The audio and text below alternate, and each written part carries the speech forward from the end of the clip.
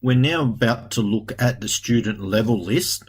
I'm going to click on attendance and engagement, and under the attendance drop down we scroll down and you'll notice on the left there that's the attendance level list. Now you'll see that I'm working in the Scout demo app, but it works exactly the same for all schools. So whenever you go into a new app, it's always advisable to click on the reset filter, which is up in the top bar. What that does is it removes any filters or slices that you may have. So I'm going to go back in now. I will select my demo secondary school. Working down the list, I obviously want 2021. Now we need to make a decision. By default, semester, term and half term are set to all. And what that does, that gives you a year-to-date version. You may, however, want to choose only the last 5 weeks, in which case you could choose the half term. However, my thinking is that you're best to use the year-to-date. What we do need to do, though, is look at the attendance levels that we would like to get. I'm going to hit the eraser just to simply reset them all. I'll go in. I'm going to scroll down. I'm looking for our tier 1 students, which are those 80 to 90. So I'll click on the first one. In Scout, if you need to get a multiple click, if you hold down Control and click the second box, you'll get both. As you can see, I've got 80 to 85 ticked and 85 to 90. Now on my list, that's given me 87 students. Whilst this list is useful, I find it far more helpful if we export it. So I'm simply going to click on the 3 dots, the ellipsis, export data. We take the summarized data and just simply click export. You'll see in the top right hand that you get the message to say it was exported. As you can see, it's very quick.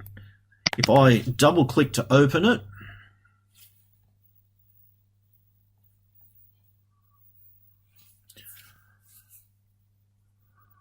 okay, I'm going to click on enable editing, and there are a few things that you can do here, and I'll show you some of the tricks that I use. The top 2 rows aren't very useful, so I simply highlight both of them, right click and hit delete. That gives me the information I'm looking for.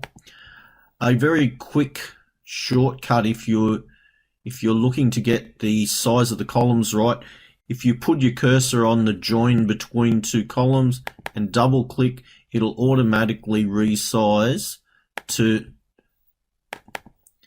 fit in the largest record that you've got. Now, there are a couple of things that you need to note here. The first is that this report can contain multiple year groups. Now, mine's fortunate that it's only years 7 to 10. And this is where you as the leader within the school need to make a decision.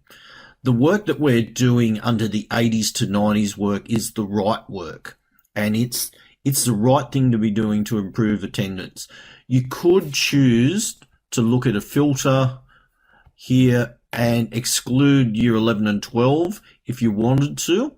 However, if I was the principal of the school, I would be leaving them in, simply because if we've got year 11s in the tier 1 zone or the year 12, focusing in on them and getting them to lift their attendance will only improve their results.